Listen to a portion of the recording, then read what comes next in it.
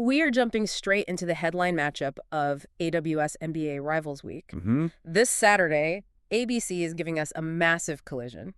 The New York Knicks versus the Philadelphia 76ers. And it's the marquee matchup for a reason. You have two Eastern Conference heavyweights. Yeah. But what really stands out is the contrast. They are arriving at this game with completely different kinds of momentum. Let's start with the Knicks, because I was looking at the box score from that Brooklyn game, and, I mean, dominance feels like an understatement. Oh, yeah. A 54-point victory. That erases a franchise record that stood for decades. It does. The previous record was 48. Right. But looking beyond just the margin, it's the consistency of it. That win was their 13th straight against the Nets. 13th. In the modern NBA, beating a division rival 13 times in a row is almost, statistically impossible. It's total psychological ownership, and you can see the fans are reacting to that energy. The Knicks are currently leading the entire NBA in merchandise sales. Right at the top with the Lakers. Yeah. That's the Knicks effect. When they aren't just winning, but demoralizing local rivals, the market responds.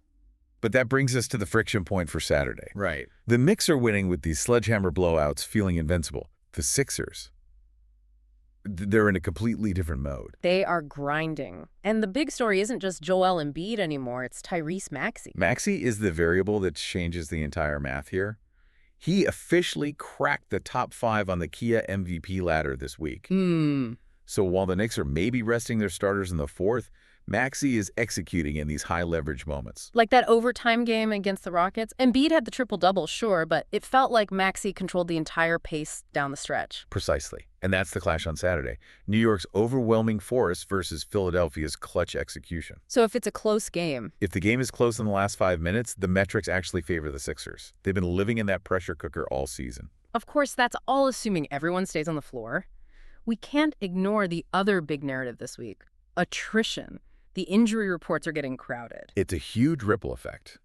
Devin Booker is the headline name exiting that Hawks game after stepping on Onyeka Okongwu's foot.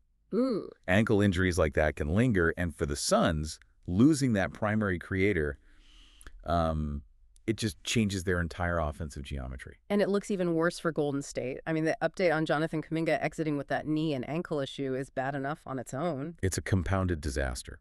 And context matters here.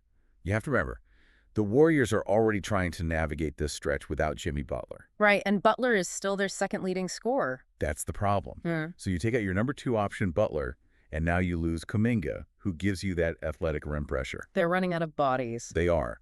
It forces them to completely reevaluate their depth chart in the middle of a road trip. It really opens the door for the younger generation to step up, though, which brings us to the rookie ladder.